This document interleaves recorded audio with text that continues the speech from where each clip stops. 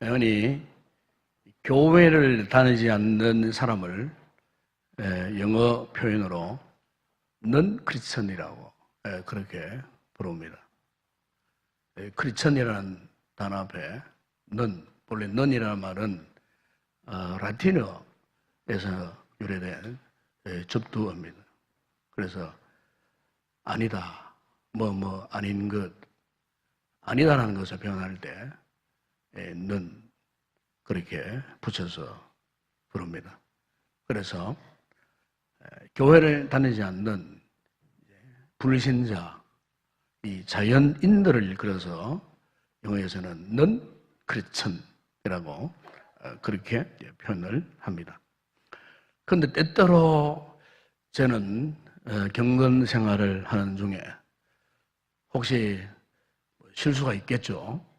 우리 사람은 누구나 말이나 생각이나 행동에 있어서 실수 없는 사람 아무도 없습니다. 본래 우리에게는 죄악된 본성이 자리 잡고 있기 때문에 그 누구도 100% 성결하고 100% 거룩하고 100% 완전한 사람은 없습니다. 이것은 목사인 저에게도 마찬가지입니다. 참으로 허물이 많고 때로는 알게 모르게 짓는 죄들이 없지 않나 있습니다. 이런 경건한 하나님의 사람들이 이렇게 하나님 앞에 잘못을 행하였을 때에 성령의 감동이 옵니다. 한 번은 제 같은 경우에는 성령께서 이런 깨달음을 주셨어요. 넌 정말 크리스천이냐? 우리가 넌 크리스천 할 때는 안 믿는 불신자를 말하지만 성령께서 어느 날 이렇게 말씀하시는 거예요. 넌 크리스천이냐? 너는 정말 크리스천 맞냐? 너는 정말 주의 종이 맞냐? 너는 정말 성도냐? 때때로 건강한 성도일수록 우리 하나님 앞에 잘못을 저지르고 실수했을 때에 반드시 즉각적으로 성령의 감동이 오는 겁니다. 너 정말 크리스천 맞냐? 너 정말 예수 믿는 그리스도인 맞냐? 넌 크리스천 말고 너는 정말로 크리스천이냐? 하는 그런 성령의 감동이 올 때가 있어요. 그랬을 때에 참 영적으로 마음이 아프죠. 우리 속 사람이 아픔을 당해요. 왜냐하면 정상적인 영적인 양심을 가진 사람은 말 한마디 실수해도 돌아서서 즉각적으로 깨닫게 되는 거예요. 아, 내가 주님 앞에 정말 크리스천으로서 안 할 말을 했고 못할 생각을 했고 못할 행동을 했구나.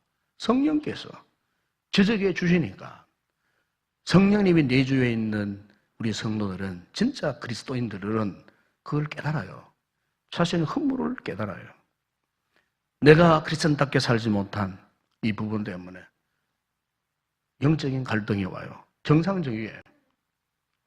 때로는 심하면은 이 문제 때문에 영적인 절망감에 또 빠질 수가 있어요. 왜 그런가? 그것은 하나님께서 분명히 우리에게 정해주신 구별된 삶 때문이에요. 성도는 하나님이 정해주신 영적인 영역에서 구별된 삶을 살아라. 이렇게 구별된 삶을 살아가는 그 사람이 진짜 크리스찬이에요. 그래서 우리는 어떤 실수를 하잖아요. 죄를 지으면요, 그 죄로부터 자유로울 수가 없어요. 여러분 성경에 베드로전서 1장 15절이나 16절에 보시면은 이런 말씀이 있어요. 오직 너희를 부르신 거룩한 이처럼 너희도 모든 행실에 거룩한 자가 되라. 기록되었으되 내가 거룩하니 너희도 거룩할지어다. 사실 저는 이 말씀을 묵상할 때마다 우리 인생에 한없는 연약함을 깨닫게 돼요. 심지어 마치 오르지 못할 나무 같은 생각이 들어요. 하나님은 나에게 지금 이렇게 곳곳에서 나를 향하여 거룩하라고 말씀하시고 하나님 자신도 거룩한 분이신데 그런데 실제 나의 삶을 보게 되면은 거룩한 모습이 없어요. 거룩한 삶을 따라가지도 않아요. 예. 그래서 때로는 이 문제 때문에 심한 고통과 갈등 속에 빠질 때도 있어요. 믿음 생활을 잘 하다가 바로 이 거룩한 삶의 문제에 부딪히면은 자신감을 상실해 버릴 때가 있어요. 절망감에 빠질 때가 있다 그 말이에요. 왜 그럴까요? 우리는 이 구별된 삶이란 이 부분에 대해서 많은 잘못된 생각을 하고 있기 때문에요. 이렇다면은 구별된 삶 그러면은 우리가 이 도덕적인 면만, 행위적인 면만 우리가 생각하기가 쉽다는 거예요. 외형적인 이 거룩한 행위, 어떤 사회적인 규범을 잘 지킨다든가, 성경적으로 돌아오면은 율법적으로 하나님 말씀을 그냥 그대로 지키고 고수하고, 그래서 도덕적으로, 그래서 윤리적으로, 외형적으로 조금 더 흠이 없는 100% 완전한 이와 같은 거룩성을 살지 못하면은 아이고 나는 이 거룩한 구별된 삶에서 나는 실패한 인간이구나. 실패한 인생이구나. 항상 우리는 외형적인 어떤 이런 카테고리 안에서 벗어나지를 못해요. 그걸 바라보고 그것을 기준으로 해가지고 내가 정말로 거룩한 하나님의 사람이다 아니다를 판단하고, 그래서 내가 정말로 하나님 앞에 구별된 삶을 살아가느냐 못 살아가느냐 이런 척도 그 기준이 뭐냐, 항상 보면은 외형적인 두드러지는 이런 겉모양을 보고 스스로 생각하고 또 우리가 다른 사람도 그렇게 판단하기가 쉬워요. 그래서 유명한 영국의 마틴 로이드 존슨 목사님께서 쓰신 책이 하나 있어요. 거기에 부흥이라는 책이 있어요. 그 책에 보게 되면 오늘날 기독교 안에 있는, 교회 안에 있는 이 거짓 신앙을 말하면서 이 거짓 신앙을 한마디로 뭐라고 표현했냐면은 죽은 정통주의다. 죽은 정통주의라고 했어요. 죽은 정통주의라는 말은 무슨 말이냐면은 오늘날 교회가 성도들이 교리적인, 외형적 교리적인 거룩함만 강조할 뿐 진짜 그 안에 생명이 없다는 거예요. 열매를 맺지 않는다는 거예요. 바로 그분이 그 부분을 예리하게 지적하면서 기독교 역사 속에서 이단 못지않게 가장 위험한 것이 있다면 바로 죽은 정통주의. 이 죽은 정통주의가 왜 이단에 못지않느냐? 그것은 신앙의 모조품에 불과하기 때문에. 제가 몇 주 전에 식당에 갔던지 모르겠는데 가보니까 식당 앞에 카운터 옆에 정말 아름다운 꽃이 하나 펴 있더라고요. 꽃이. 오늘 보니까 정말 너무 아름다운 봄꽃이었어요. 그래가지고 아이고 꽃이 너무 아름답다고 어디서 끊고 왔냐고 또 하는데 그 주인 하는 이야기가 아이고 목사님 이거는 좋아합니다. 요즘 조화를요 진짜 꽃처럼 그렇게 만들어 꼽아놨더라고요. 그래가 만져봤어요. 정말 좋아요. 눈으로 볼 때는 생화 같았어요. 그런데 만져보니까 좋아해요. 여러분, 생화와 조화의 차이가 뭡니까? 조화에는 생명이 없어요. 그러나 생화에는 생명이 있어요. 여러분, 우리가 겉으로만 이 거룩한 척, 앞서 말씀드린 바와 같이 죽은 정통주의 어떤 잘못된 신앙의 가치관에 빠져들면은요, 생명을 잃어버리기 쉬워요. 바로 그 장문인들이 예수님 시대에 바리새인들과 서기관들 아닙니까, 여러분? 그들은 누구보다도 열심으로 안식일을 준수했고 11조를 드리고 율법을 충성하고 율법 조항을 분석 만들어갖고 그것도 모자라니까 더 구전을 더 첨가해가지고 더 많은 성경에 있지도 않는 율법 조항들을 만들어가지고 어쨌든 하나님 앞에 잘 보입을 넣고 외형적으로 행동적으로 그 모습만 번지르르하게 율법을 최고로 숭상한 것처럼 폼을 잡았고 이래에 한 주간에 2번씩 금식 기도도 하고요. 여러분 얼마나 대단한 신앙입니까? 요즘을 보더라도 참으로 그런 신앙 없을 거예요. 그런데 정작 주님께서 겉으로 열심히 특심했던 바리새인들을 향해서 마태복음 2장 3절에서 어떻게 책망하셨습니까? 화이설 전저 외식하는 서기관들과 바리새인들이요 회칠한 무덤 같으니 겉으로는 아름답게 보이나 그 안에는 죽은 사람의 뼈와 모든 더러운 것이 가득하도다. 사는 여러분, 우리가 성경을 보게 되면은 구별된 삶의 가장 중요한 포인트가 있습니다. 그 포인트가 뭐냐면은 내가 있는 곳에 정말 내가 도덕적으로 윤리적으로 깨끗한 삶을 사는 것인가? 그게 아니에요. 그게 아니고 더 우선적으로 무엇을 말씀하냐면은 지금 내가 무엇 때문에 하나님 앞에 구별되었는가? 이걸 깨닫는 거예요. 다시 말하면은 하나님께서 왜 나를 선택하셨으며 그리고 무엇을 위해 나를 이토록 구별해 주셨는가? 이걸 깨닫는 거예요. 여러분, 하나님의 부르심의 목적은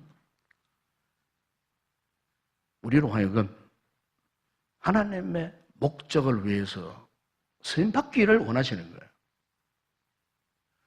그래서 우리가 겉모습만 잘 믿는 척 한다고 해서 하나님 우리를 사용하시는 거 아니에요. 중요한 것은 하나님이 이 죽을 죄인을 구속해 주시고 속량해 주시고 제사함 받게 하시고 십자가의 은혜를 부어 주셔서 이 죄인을 왜 불러주셨는가? 하나님의 나를 부르신 그 부르심의 이 소명 이걸 깨달아야 우리가 진실로 스스로가 하나님 앞에 구별되는 삶을 추구하는 삶을 살아갈 수 있어요. 이것을 깨닫지 못하면은, 이것을 인정하지 못하면은 우리는 역시 바리새인들과 똑같은 그런 모습으로 영적으로 죽은 상태에서 아무런 열매도 맺지 못하는 이와 같은 하나의 종교인적 삶을 살 수밖에 없어요. 그래서 여러분 사도 바울이 디모데후서 3장 5절에서 무슨 말씀을 했습니까? 경건의 모양은 있으나 경건의 능력은 부인하니 이 같은 자들에게서 네가 돌아서라. 네? 그냥 경건의 겉모양만 갖추고 있다고 되는 것이 아니라는 거죠. 도덕적인, 율법적인 어떤 윤리를 정연화시키고 그래서 그것을 붙들고 그것을 고수한다고 안 된다는 거예요. 그런 신앙은 그 안에 생명이 없어요. 생명이 없다 보니까 열매를 맺을 수가 없어요. 그래서 오늘 여러분 본문을 읽어보시면은 하나님께서 선택받은 우리에게 거룩하게 살기를 원하고 계시면서 우리 크리스찬들이 지향해야 할 3가지 구체적인 이 구별된 모습을 지금 말씀하고 있어요. 첫 번째 구별된 모습이 뭐냐면은 우리의 언어입니다. 우리의 언어, 말. 몇 해 전에 벌써 10년이 지났습니다만은 우리 교회가 전도 프로그램을 도입하기 위해서 제가 알파 코스 지도자 집중훈련에 한 주간 제가 참석했던 적이 있었습니다. 경기도 언어 기도원에서 했는데 전국에서 거의 한 600여 명 되는 거기에는 목사님들, 사모님들, 장로님들 어느 교회는 당회원들 전체가 다 오셨고 그래서 정말 그 교회 지도자들급 되는 그런 분들이 그 집회에 이제 참여를 했었습니다. 저도 역시 그 집회에 이제 참여를 했습니다. 한 주간 계속 훈련받고 이제 마지막 날 성령 수양회, 우리로 말하면 회복 캠프라고 하는 마지막 모든 이제 집회를 결산하는 치유 집회가 있었어요. 참으로 성령이 충만한 역사가 일어났어요. 그 교회 목사님들, 하원들, 장로님들이 막 무릎을 꿇고 눈물을 흘리고 회개 통해 자복을 하고 저 역시 마찬가지였어요. 그냥 성령의 강권적인 역사가 막 일어났어요. 예? 거기에서 막 치유가 막 일어나고, 예? 지병이 막 떨어져 나가는 역사도 막 일어나고요.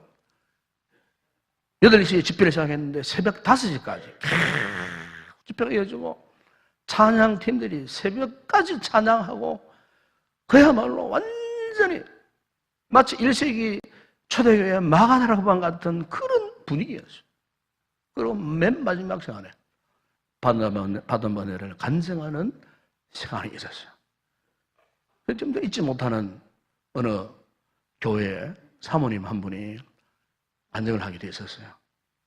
30년 이상 목회한 목사님 곁에서 조력했던 사모님. 그래서 사모님이 나오셔 하시는 말씀이, 이렇게 목사의 아내가 돼갖고 사역을 했지만은 항상 누누이 내 심령 한복판에 이렇게 뿌리가 뽑히지 않는 선 뿌리 때문에 항상 목회의 기쁨도 누리지 못하고, 항상 누군가를 원망하고 누군가를 시비하고 항상 불편한 심정으로 그렇게 살아왔다는 거예요. 그러면서 이제 그 배경을 이렇게 고백을 해요. 자기 어느 시골에 한 가정에서 태어났어요. 태어났는데 딸만 5 형제, 딸만 5 자매 가운데에 3번째 딸이라는 거예요. 그런데 그 부모님이 아들을 갖고 싶어갖고 딸을 놓고 기다리고 딸을 놓고 기다리고 딸을 놓고 기다리고 5번 되고 아들이 생기지 않는 거예요. 그걸 아예 포기해버렸어요. 그러니까 그 가정에는 딸만 5명. 그런데 그 엄마가 심심하면은, 심기만 좀 불편하면은 딸들을 욕한다는 거예요. 한숨을 푹 쉬면서, 아이고 내 팔자야, 저놈의 딸들 때문에 내 신세가 이 꼴이야. 딸들이 무슨 설모가 있느냐고 하면서, 딸 자식은 공부할 필요도 없다고 하면서, 밥 삼시세끼 먹여주는 말 해도 감지덕지 잘 보내지. 딸들을 그렇게 미워하더라. 그러면 딸들 미워하면 안 됩니다. 요즘 딸들이 더 잘하잖아요, 아들보다. 그러니까 그 어릴 때부터 그 엄마 밑에서 쉽게 말하면은 어느 폭력을 당한 거예요. 어느 폭력. 그리고 어릴 때부터 그렇게 엄마한테 요거도 먹고, 딸이라는 명분 때문에 이렇게 공부도 못하고 학교에도 안 보내주고 이렇게 하니까 그야말로 스스로가 나는 정말로 쓸모없는 존재구나. 재료도 배우지도 못하고 죽고 일만 시키고. 그래서 사춘기 시절에 들어오면서 서서히 그 엄마에 대한 원망, 불편이 생기더라는 거예요. 엄마가 그렇게 미워 죽겠다는 겁니다. 성년이 되어서도 부모가 그렇게 밉더라는 거예요. 목회자의 아내가 되었는데도 수시로 툭 하면은 부모 원망이 터져 나온다는 거예요. 엄마가 그렇게 원망스럽다는 거예요. 그런데 이 치유수양에 대해 바로 수십 년 동안 엉그러져 있던 그 엄마에 대한, 엄마를 통해서 받았던 어느 폭력에 대한 트라우마, 상처가, 그죠? 은혜를 받고 나니까 그게 고백되어지고 회개가 되면서 눈물 흘리고 자신의 잘못된 모습을 하나님 앞에 깨닫고 통해자동을 하면서 자신의 엉그러져 있던 그 상처가 치유되어지고, 이제 내가 이 상처에서 해방받았다고 눈물을 흘리면서 앞에 나와서 간증하는 그런 모습을 볼 수가 있었어요. 산 여러분, 이처럼 언어라는 것은 오랜 시간 동안 사람들을 괴롭히는 무서운 무기입니다. 칼보다 더 무서운 것이 사람이 툭툭 내뱉는 말이에요. 칼보다 더 무서운 게 언어라 그 말이에요. 그래서 오늘 이번 26절에 보시면 이렇게 말씀하지 않습니까? 누구든지 스스로 경건하다 생각하며 자기 혀를 재갈 물리지 아니하고, 재갈을 물리라 그랬어요. 재갈을. 말이나 노새를 보게 되면 어떻게 하면 재갈을 물리잖아요. 네? 왜 물립니까? 마음대로. 자기 마음대로 하지 못하도록 재갈을 물려버리는 거예요. 다시 말하면은 우리 입술에, 우리의 마음에, 언어에 통제 능력이 있어야 된다 그 말이에요. 다윗은 하나님이여 내 입술에 파수꾼을 세워달라고 그런 고백을 했잖아요. 무슨 말이에요? 하나님 내 언어를 통제해달라고, 주장해달라고, 함부로 누구를 비난하고 비판하고 비아냥거리고 흉보는 말 하지 않도록 해달라고. 여러분, 우리가 교회를 열심히 일합니다. 열심히 어떻게 신앙생활을 합니다. 그런데요, 다른 사람들에게 주는 말이 상처가 되면은요, 그 신앙생활, 헛된 신앙생활이에요. 그냥 경건의 능력이 그냥 무너져 버리는 거예요. 함부로 남의 소문을 입에 물고 와가지고 근거도 없는 이야기를 마치 그 정설인 양 막 퍼뜨리고. 여러분, 그걸 뭐라고 말하는지 아십니까? 어느 도단이라고 말합니다. 어느 도단의 죄가 무서운 겁니다, 그거. 예. 절대로 성도들은 그 같은 어느 도단의 죄를 지으면 안 돼요. 왜? 경건 생활에 치명타가 되기 때문에 그렇습니다. 영적인 치명타가 딴 게 아니에요, 여러분. 내가 뱉는 말 때문에 영적인 치명타가 오는 거예요. 자, 여러분, 가정에서 우리 부모님들이, 자녀들이 교회에서 지켜볼 때는 부모님들이 정말 거룩한 집사님이죠. 거룩한 성도예요. 열심으로 교회를 섬기는 것 같고, 많이 기도하는 것 같고. 그런데, 자, 집으로 돌아와서, 근데 가정에서 자녀들이 부모를 볼 때 완전히 정반대의 모습. 밥상 머리에 자녀를 앉혀놔 놓고 온갖 교회 흉을 보고 누구 흉을 보고 누구를 비판하고 어느 직분자를 비판하고 그 자녀들이요. 그걸 보면은요. 혼란이 오는 거예요. 혼란스러워지는 거예요.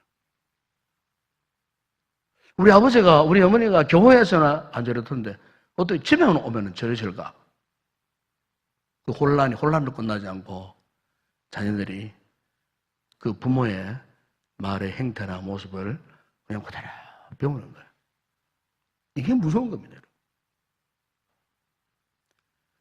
만약 우리가 내뱉는 이 말 때문에 자녀들에게 그 같은 상처를 줘서 되겠습니까, 여러분? 경건의 영역이 허물어지는데. 그런 자녀들에게 아무리 돈으로, 옷으로 사입히고 뭐 먹여봤자 아무 소용없어요.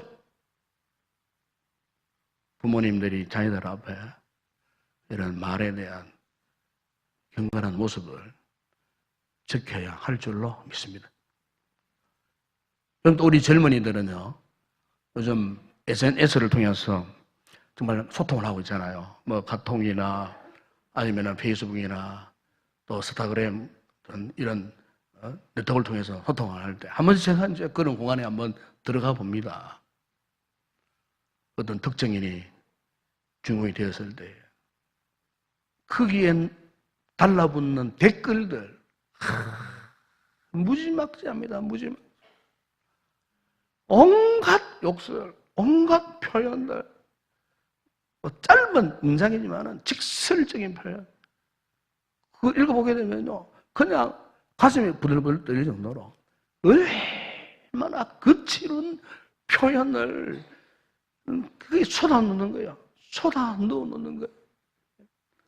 여러분, 보이지 않는 공간이라 해서 함부로 누구에게 그런 식으로 댓글을 올리고 악성 댓글을 올리고 상처를 주면 안 돼요. 죽을 죄인이라도 우리 그리스도인들은 절대로 그런 데 올라가가지고 악성 댓글을 퍼뜨린다거나 하면 안 된다 그 말입니다. 왜? 그렇게 하면은 내가 망해요. 영적으로 내가 손해보는 거예요. 그래서 말을 잘해야 돼요. 말. 오늘 제가 목양칼을 하면서도 미국의 유명한 이 저널리스트이자 작가인 로버트 메이너드 이야기를 제가 소개한 적이 있습니다. 보십시오. 거기 보면 이 메이너드가 어린 시절 이제 길을 가다가 마침 보도블로 공사를 하고 있었어요. 어린 시절에 그걸 호기심이 있습니다. 세면을 발라놓으면 못을 가지고 와가지고 거기 내 이름을 쓰고 싶어. 내 이름을 이렇게 쓰고 싶어요. 기념을 남기고 싶은 욕망이 있잖아요. 어린 철이 없을 때는. 그러고 메이너드가 길을 가다가 그 도로가에 보도에 신명호사를 하고 있으니까 가만쓰고 자기 이름을 한번 써놓고 싶은 거예요. 그러고 이제 이름을 쓰려고 하는데, 앞에 덩치가 엄청 큰 공사 인부 석공이 딱 붙어 있어요. 야, 너 뭐하냐? 처음에는 눈을 보라려고 호통을 치는 것 같은 아주 험상궂은 석공이 딱 붙어 있었어요. 매니저가 딱 보니까, 큰 아저씨가 막 불을 떨어뜨릴 것 같은 이런 분위기. 겁을 먹고 벌벌 떨고 있는데, 그런데 이 석공이 갑자기 아주 부드러운 목소리로 로버트 메이너드에게 이야기합니다. 얘야, 내 이름이 뭐냐? 로버트 메이너드입니다. 그러면 하는 이야기가, 이 보도는 네 이름을 남겨놓을 것이 아니다. 네가 무언가에 네 이름을 남기기를 원한다면 학교에 가서 열심히 공부해서 훌륭한 사람이 되거라. 그래서 네 이름을 모든 사람이 보게 해라. 이 아저씨의 이 부드러운 음성에 어린 나이지만은 이 메이너드가 감동을 받고 눈에서 눈물이 쏟아져 나오죠. 그러면서 다시 그 석공이 메이너드에게 이런 말을 합니다. 얘야, 너 크면 뭐가 되길 원하냐? 그러니까 메이너드가 작가예요. 그러자 그 석공이 이제는 큰 목소리로 지나가는 그 행인들이 다 들을 수 있는 목소리로 작가? 그래! 작가가 되거라!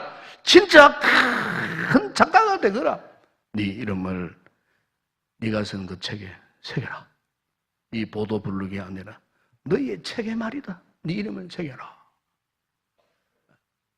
훗날 이 메이너드가요, 자신이 미국 최고의 작가가 될 수 있었던 그 동기를 이야기하면서 바로 어린 시절에 이름 모를 이 석공의 한마디, 격려의 말씀, 이 한마디 때문에 그가 이렇게 유명한 작가가 되었다는 그런 회고를 한 적이 있었어요.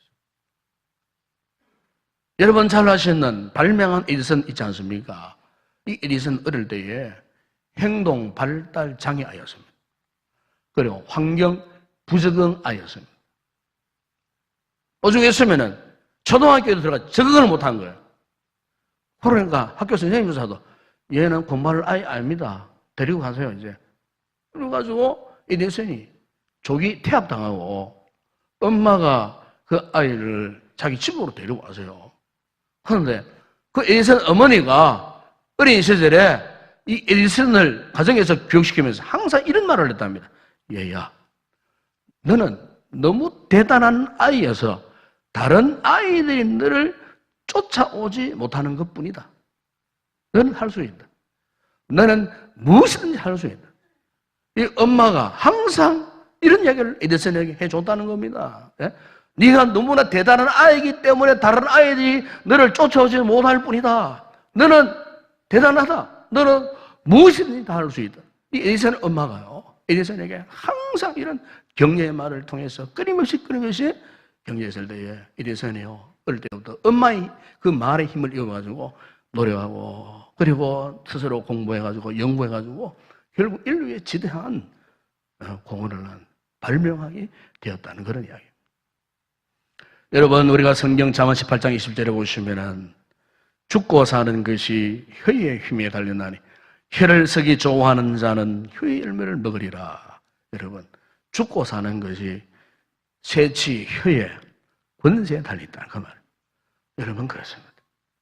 오늘 여러분, 우리의 경건의 능력도 신앙생활도 언어생활, 말이 정말 자우지만이야. 그렇기 때문에 여러분, 우리가 정말로 하나님 앞에 구별된 삶을 살기를 원한다면 오늘부터라도 우리가 정말 말을 조심해야 됩니다. 말을 통제하시기 바랍니다.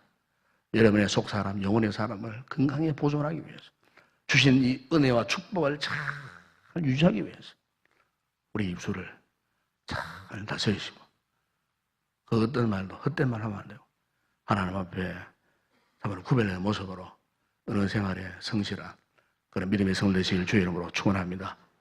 그리고 또 하나는요, 우리가 구별된 모습 가운데 오늘 본문의 27절에 보십시오. 보면은 하나님 아버지 앞에서 정결하고 더러움이 없는 경건은 곧 고아와 과부를 그 환난 중에 돌보고 그랬습니다. 무슨 말입니까? 돌봄과 섬기를 말하는 겁니다. 성도의 진정한 굴레의 모습은 섬김 생활을 잘 하는 겁니다. 돌봄 생활을 잘 하는 겁니다. 흔히 우리가 봉사한다 그러잖아요. 그런데 가끔 봉사하는 분들 가운데는 자꾸 자기를 드러내려고 봉사하는 분들이 있어요. 자신을 나타내려고, 자기 이름을 나타내려고 봉사하는 분이 있어요. 그 어떤 분들은 자기 기분을 전환하기 위한 수단으로 또 그렇게 봉사하는 분들이 있어요. 여러분, 오늘 성경이 말씀하고 있는 이 봉사라는 것은 그게 아니에요. 오늘 본문에 보세요. 고아와 과부를 돌보는 것인데 그 환난 중에 돌보고 그랬어요. 환난 중에. 우리의 섬김의 대상, 돌봄의 대상은 환난 중에. 즉 무슨 말입니까? 정말로 어려운 사람 있어요. 어려운 사람. 이 어려운 사람을 섬기는 모습, 우리 하나님께서 그것을 경건의 또 하나의 모습으로 우리 성도가 진짜 그리스도인으로서의 구별되는 모습의 또 하나의 단면으로 하나님이 그렇게 보시고 있다는 거예요. 네? 종종 우리 신문 기사에 보게 되면은 한평생 김밥 장수하시고 한평생 떡볶이 장사해갖고 그 번 돈으로 어떤 할머니가요, 그 고학생을 위해서 고아들 돕는 그런 어르신들이 있더라고요. 어떤 젊은 청년은 신문팔이해가지고 독거 노인을 위해서 그 땀을 수고한 얼마 되지 않은 돈을 갖고 독거 노인을 돕는, 아마 여러분 잘 아시겠지만은 유명한 연예인 가운데에 그 가수 쓴 정혜영 씨 같은 부분은요, 작년에마다라도 또 1억을 기부해서요, 1억을 수십억을 기부를 했어요, 지금까지. 그런데 정작 이분들에게는요, 자기 집이 없대요. 전세살이 하는 거예요. 800 수십 명 외국의 고아들과 짝을 해가지고, 예? 부모가 되어가지고 매월 학비를 조달해서 지원해주고, 정작 자기들은 집이 없어. 예? 집이 없으면서도 이 부부는 정말 신실한 크리스찬들입니다. 동 집사님이 신실한 크리스찬. 그러면 성경적으로 그래서 누구한테 자랑하는 것도 아니에요. 그렇게 도울 때 안 믿는 넌 크리스찬들이 보고 감동받는 거예요. 그를 통해 갖고 전도된 영혼들이 얼마나 많은지 몰라요. 여러분, 정말 하나님이 기뻐하시는 그런 모습이 아니겠어요, 여러분? 저희 어떤 대가도 바르지 않고 전적으로 희생하면서, 예? 여러분 800 수십 명을 어떻게 우리가 참 아주 돌볼 수 있겠어요? 그런데 전적으로, 예? 쳐다보가지고 성경적으로 정말로 하나님 앞에서 구별된 삶의 모습. 우리가 돈을 모아가지고 뭐 그렇게 해서 뭘 하시겠습니까? 우리가 정말 하나님 앞에 이 짧은 인생 살아가는 동안에 정말로 고아와 과부, 우리 주변에 고난당하고 어려움 당하는 그 불쌍한 영혼들을 위해서 우리가 서면은 정말 하나님이 기뻐하시는 복된 삶이 되지 않겠습니까, 여러분? 바로 이것이 구별된 자의 진정한 모습인 줄로 믿습니다. 우리 교회에 셀 가족들이 모이면은 어쩐 여러분 잘 섬기세요. 잘 서로 돌보시고, 예? 이게 성도들의 본분이에요. 건강한 교회일수록 이런 섬김의 기쁨이 넘쳐나요. 돌봄의 기쁨이 넘쳐나는 거예요. 이 같은 우리 교회 되기를 주의 이름으로 축원합니다. 그래서 정말로 우리가 하나님 앞에서 구별된 자의 진정한 모습에 아름다운 삶을 살아야 되지 않겠습니까? 또 하나의 모습이 또 오늘 본문에 나와요. 입술 하반절에 보면은 또 자기를 지켜 새 속에 물들지 아니하는 것이니라. 여러분, 이 말씀은요, 오해만 안 돼요. 우리 성도들이 하나님 앞에 구별된 삶을 산다고 해서 세상과 동떨어진 삶을 살라, 그런 말씀이 아니에요. 이를테면 우리가 교회 안에서만 기도하고 교회 안에서만 우리가 예배드리고 교회 안에서만 우리끼리만 이렇게 경건의 삶을, 그게 아니에요. 직장생활, 사회생활, 세상이 흩어져서 우리가 저 죄 많은 세상 가운데 한복판에 뛰어들어가도 세상 죄악으로 오염되지 않는 것. 무슨 말이에요? 영적인 소신, 신앙의 소신을 지키는 모습. 바깥 안 믿는 넌 크리스찬을 만나도 떳떳하게 크리스찬으로서의 모습을 보여주고 변하지 않는, 생각, 태도가, 행동이, 말이 변하지 않는. 어떤 목사님이 목회를 하시다가 이런 생각이 들어서요. 내가 한 40일 금식 기도를 해야 되겠다. 여러분, 40일 금식 기도가 보통 힘으로 하는 거 아닙니다. 아무나 못하는 겁니다. 40일 금식 기도는 그야말로 자신의 생명을 내어놓는 거예요. 그리고 목사님이 이제 생명 걸고 이 40일 금식 기도를 이제 거의 마무리할 즈음에 갑자기 이런 욕심이 생기더라는 거예요. 성경에 보니까 예수님도 40일 금식 기도를 하셨는데 나는 예수님보다 하루 이틀 더 해갖고 예수님의 금식 기록을 깨트려야 되겠다. 이 생각이 들었다는 거예요.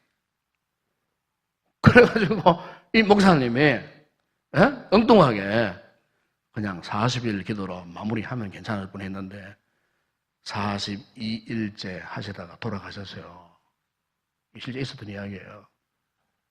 그래서 장례식 날 친구 목사님이 오셔서 울면서 이렇게 말하더랍니다. 아이고 이 친구야, 예수님이 40일 하셨으면 자기는 좀 적게 하지. 이틀도 하려고 하다가. 네? 여러분 이것은요 소신이 아닙니다. 절대로 소신이 아닙니다. 교만이죠, 교만이. 결국 오만한 고집이 그 목사님을 죽음으로 이끌어간 거예요. 여러분 그렇습니다. 이 신앙생활은 내 뜻만 가지고서 움직이면요 우리는 아무것도 할 수 없어요. 정말 중요한 거죠. 주님이 주시는 마음을 품어야 됩니다. 하나님이 나 주시는 마음, 바로 겸손한 마음. 그 마음을 가지면요 우리가 세상의 어떤 죄악 앞에서도 우리는 절대로 더럽힘을 당하지 않습니다. 주님의 마음만 품고 살기 때문에. 그리고 성경 그 말씀하지 않습니까? 새 속에 물들지 아니할 것이다. 네? 세상과 동떨어져 사는 것이 아니고 비록 세상 가운데 죄악 가운데 스며들어가도 정말 우리에게 이 같은 건강한 영적인 자존심, 소신을 가지고 있는 성도는 절대로 여러분 오히려 죄악을 다스리고 정복하고 세상을 다스려갈 뿐이지 세상 가운데 있다고 해서 죄악으로 물들지 아니한다 그 말씀입니다. 그리고 예수님께서 우리에게 말씀하셨지 않습니까? 마태복음 13절에 너희는 세상의 소금이니 소금이 많은 그 맛을 잃으면 무엇으로 짜게 하려? 우리는 세상의 소금이라 그랬어요. 뿐만 아니라 너희는 세상의 빛이라 그랬어요. 세상의 빛이에요. 여러분 그렇습니다. 하나님이 진정으로 우리의 삶을 구분해 주신 삶이 뭐냐? 바로 세상을 거부하는 거 아니에요. 세상을 포기하는 것도 아니에요. 세상이 무서워 도망치는 것도 아니고 세상을 무시하는 것도 아니에요. 비록 저 세상에 엄명한 어떤 사단의 경계가 있고 온갖 죄악의 수렁이 할지도 우리의 몸을 그 수렁에 내 던져도 세상의 그 죄악들이 우리의 육체와 영혼을 잠식할 수 없어요. 왜요? 우리는 분명히 하나님 앞에 영적인 소신 갖고 있기 때문에 그래요. 여러분 요즘 우리 시대를 보세요. 우리 시대가 과거 어느 때보다도 굉장히 높은 도덕적 수준을 요구하고 있습니다. 우리 교회가 따라가요. 교회가 앞서야 됩니다, 이제. 우리 성도들이 넌 크리스찬보다 삶의 질이나 이런 모습들이 앞서가야 돼요. 문제는 그렇지 못해요, 지금. 이 가장 안타까운 지금 순간이에요.